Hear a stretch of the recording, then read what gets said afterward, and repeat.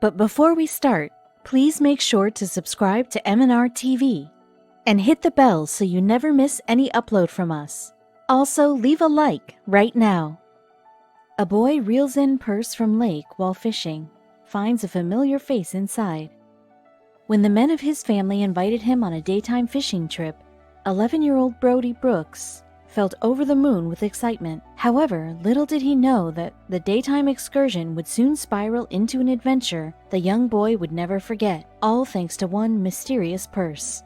When he headed out to the lake with his new fishing rod, Brooks thought he might pull out a fish for dinner. Instead, he managed to reel in an extraordinary discovery, a purse that seemed to have been underwater for decades. Still, when the Brooks family opened the bag, they could never have expected to find a photo featuring a familiar face. In the middle of July 2017, 11-year-old Brodie Brooks had one of the most exciting birthdays of his life. Not only did the young man receive a brand new fishing rod, but his uncles and extended family promised to bring him along on a fishing trip.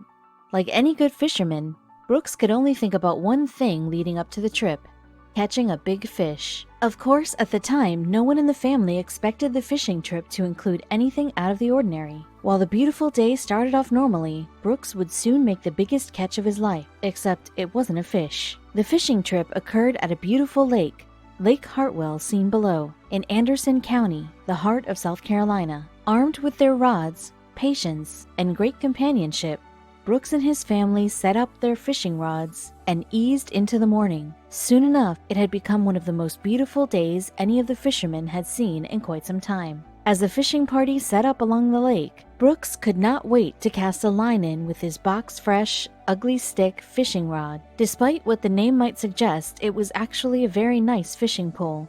Before long, the young boy already had the ropes down. As fishing groups so often do, they spent the morning bantering and telling jokes, waiting for the first bite of the day. More than anything else, they all felt excited to see Brooks catch his first fish with his new rod. The young boy felt the same way, but the first few hours passed without so much as a nibble. Throughout the morning, Ben Myers, 39, a relative of Brooks, took on the job of watching over the young boy as he made his way through the morning. Along the way, he also taught the young boy how to bait and cast out his new fishing rod. Then, out of nowhere, Brooks seemed to catch something. You can imagine the look of surprise on Myers' face when young Brooks yelled that something was tugging at his line. After all, the young boy had just started. Still, a big believer in beginner's luck, Myers began helping his young relative to pull in whatever he had found. Meanwhile, as he reeled it in, Brooks felt unsure he had snagged a big fish on the end of his line, especially since he pulled the line quite violently. In fact, the rod started to bend so much that the 11-year-old worry built up inside him. I'd just gotten a brand new ugly stick, so when the line started pulling so vigorously, I was worried I might break the rod, he explained. Thankfully, it did not. However, as Brooks pulled his catch from the water, they realized it was no fish. As the young man continued to pull his catch from the water, with the help of his uncle Ben Myers, the rest of his family quickly surrounded him, clearly excited. Unfortunately, as the uncle and nephew finally managed to pull the catch from the water, it became clear it was not a fish. Instead, it looked like a strange square object. Fearing his new rod would break, Brooks dove into the water and pulled what looked to be a bag from the lake. Back on the shore, the young boy immediately realized he had stumbled upon something quite unusual and unique, even if it wasn't a fish.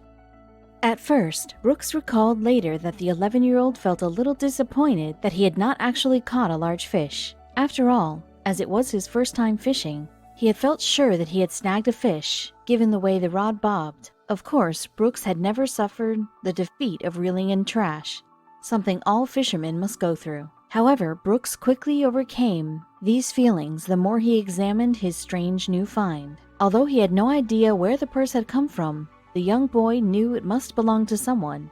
No one throws a full bag into a lake for no reason. As Brooks looked over and poked at the purse, he felt sure, given the water damage and mud, it had been down there for some time. But outside of that, Myers and Brooks could not say precisely how long it had been in the water. Even though it was covered in mud, the zipper seemed intact, and no water leaked from the bag.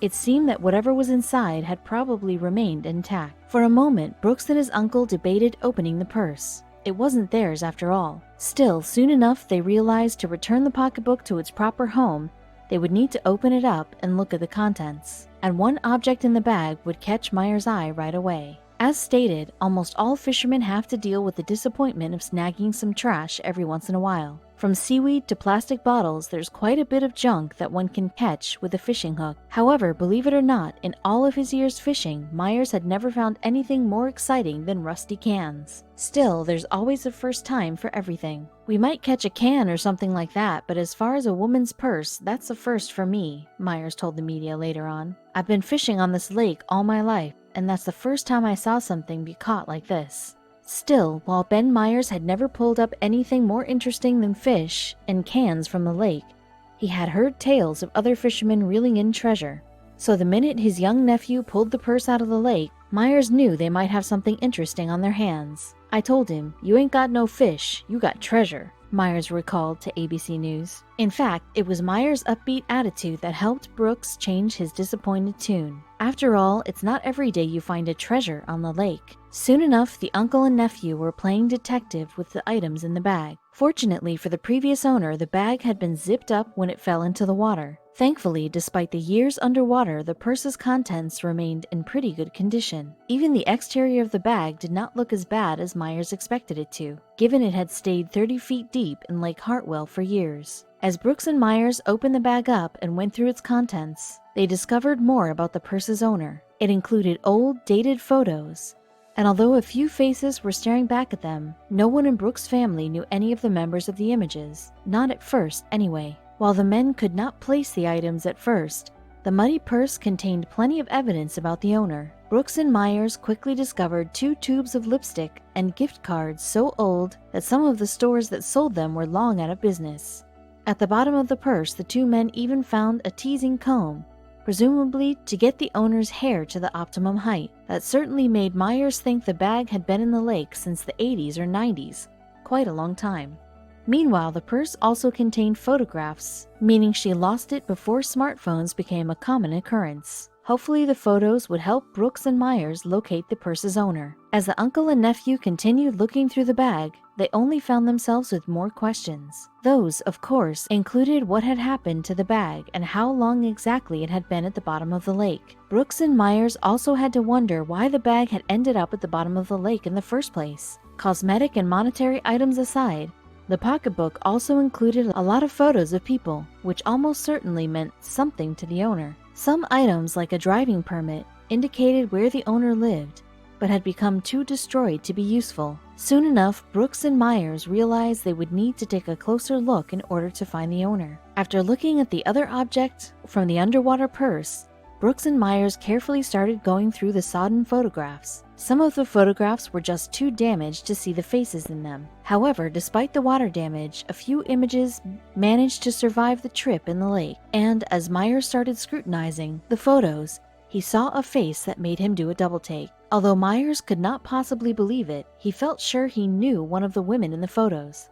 Whether it was just a coincidence or fate, Myers was positive he had attended school with the woman in question many years ago. The more he looked at the picture, the less Myers could believe what he was looking at. Astounded by the fact that his nephew had reeled in a purse to bring with it, it seemed impossible to the man that he knew the owner. Later, everyone on the trip would recall just how strange the entire experience of finding the bag felt, but Myers was sure it belonged to an old friend of the family. "She's a friend of the family. I went to school with her nephew, but I hadn't seen her in 10 years, Myers later told ABC News. While Myers recognized the woman from his childhood, he struggled to further place her or recall her name. Then, after a few minutes of contemplation, Myers finally remembered. After he saw the face of a woman he knew, Myers knew he had to reach out right away. In fact, the man pulled out his cell phone right there and started calling anyone who might still be in contact with the woman. Meanwhile, others began taking more photos with their phones, in case the bag had been taken in a criminal act. Eventually, Myers contacted the woman in question. As you might imagine, she felt quite stunned to receive the call. At first, she even thought that Myers was a prank caller and considered hanging up. However, when he started telling her very specific details of her lost purse, 49-year-old April Bolt knew that the call was real. As it turned out, 49-year-old April Bolt was the owner of the purse. As you can imagine, she felt incredibly excited to reunite with her long-lost bag. "I couldn't believe it. I was lost for words. You never think you'd see it again," Bolt told ABC News, clearly still overwhelmed, even days after the incident. Just as Myers had predicted, Bolt lost her purse in the early 90s. That meant the bag had remained underwater for 27 years. Surprisingly, everyone, including Bolt, felt astounded by the great shape the purse remained in. Not only that, but the fact that Myers could not only see the photos, but that he also remembered Bolt is nothing short of a miracle. Of course, Brooks and Myers desperately wanted to know how the purse had ended up underwater. So Bolt told them that she had lost her precarious purse during a cookout at a marina close to Lake Hartwell in 1992. She and her family had spent the day on a boat, as her parents owned a condo nearby. Eventually, they parked the boat at the dock and grilled some burgers in the evening. Bolt left her purse on the boat, but when she returned, she found her purse missing. While the uncle and nephew first thought the purse had simply gone overboard, Bolt soon filled them in on the strange circumstance of its disappearance, because Bolt also remembered something very interesting about that day. You see, Bolt remembers seeing two fishermen that she had never seen before as she walked off the boat. Then, later, when she returned, not only was her purse gone, but so were the two fishermen. So it seemed only logical to Bolt that they had taken it. Even today, Bolt sticks to this theory, relaying it to ABC News recently. "We were on the boat, and my parents had a condo there, and we were grilling burgers, and we parked the boat on the slip. There were two guys there fishing, and I hate to accuse anybody, but when we got back, I was like, my pocketbook is gone," and the loss was not easy on the young woman. When Bolt received the call that her purse had been found, she remembered how emotional the loss made her. "I was crying at the time," she recalled. "It wasn't a whole lot of cash, maybe like $60, but a woman fits her whole life in her purse. It was devastating." Back in 1992, Bolt found it hard to fathom replacing not only her cash but all of her cards, which, as you probably know, is a stressful process. Even worse, Bolt also realized that some items she could not ever replace. "My favorite lipstick was in there, and the color was discontinued," she explained. Now Bolt can wear her favorite shade one last time, if she doesn't mind the lake smell too much. Lipstick aside, back in 1992, Bolt felt most upset about losing something that meant much more than any material object. You see, among the photos in the purse were photos of her first son as a baby. Now, after so many years of never believing she would see them again, Bolt has her pictures back. "My son is 26 now, but he was 15 months old then, and I had all his photos that were professionally taken in my wallet. They were water damaged, but you can make him out," Bolt explained. As you can see, it was impossible to put a price on photos taken almost 3 decades earlier. Even with the water damage, Bolt feels over the moon about recovering the photos. When Myers was asked about the turn of events on the day, he remained shocked and speechless as to what had transpired. Myers told ABC News that it was pretty wild. "You fish up a purse, for one.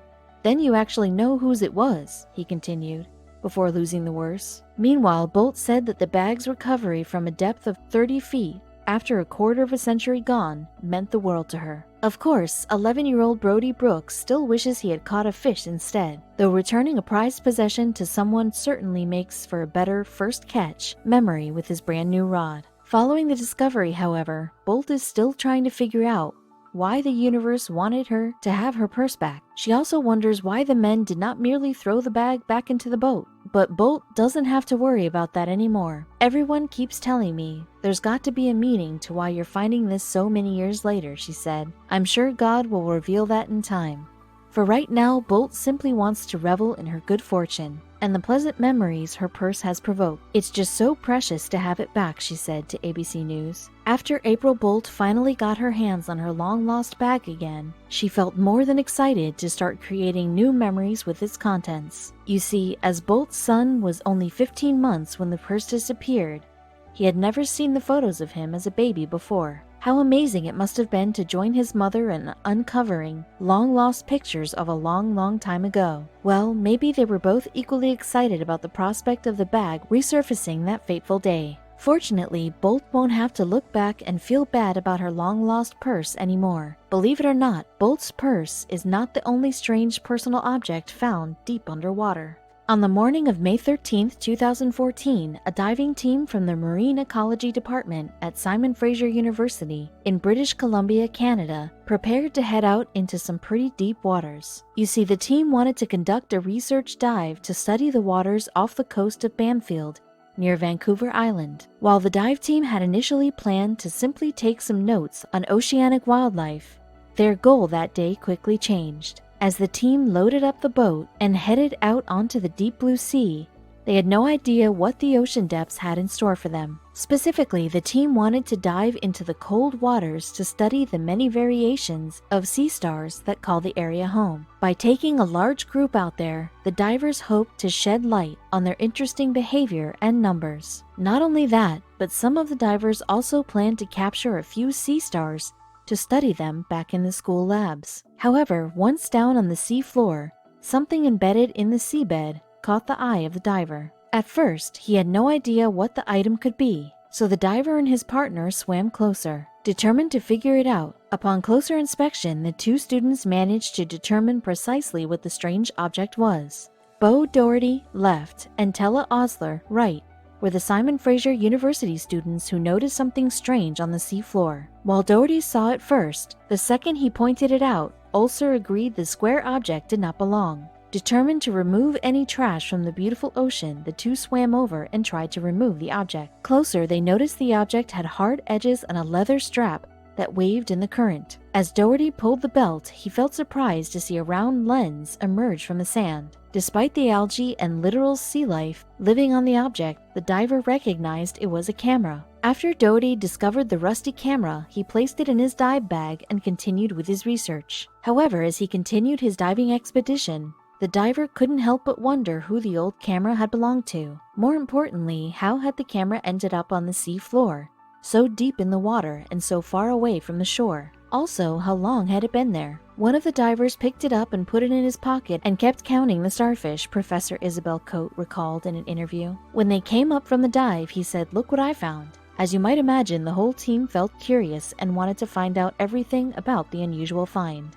After Doherty revealed what he had found, the old camera particularly caught the attention of Coate's co-professor, Siobhan Gray. What was so special about this rusty camera? Well, while Gray had accompanied the group out that day, her main interest of study was not actually the starfish. Instead, she had tagged along to study aquatic plant life for the Bamfield Marine Sciences Center. When looking at the camera, Gray felt amazed to see fauna growing on the surface of the electronic, so she decided to take the rusty camera back to her lab for further investigation. Back at the lab, Gray found far more than she ever expected. Gray could not believe the miniature ecosystem that she discovered living inside the old rusty camera. While she had seen plenty of algae and plant life on the outside of the camera, nothing could prepare her for the inside. Inside, Gray found not only several more species of algae, but also a sea cucumber and 2 brittle stars. For those not in the know, brittle stars are very similar to sea stars, just much, much smaller. Nature had found a way to take over the camera and turn it into part of its ecosystem,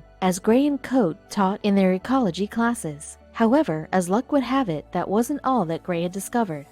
Now, many might assume that a camera that spent years underwater would be completely useless. And they're right.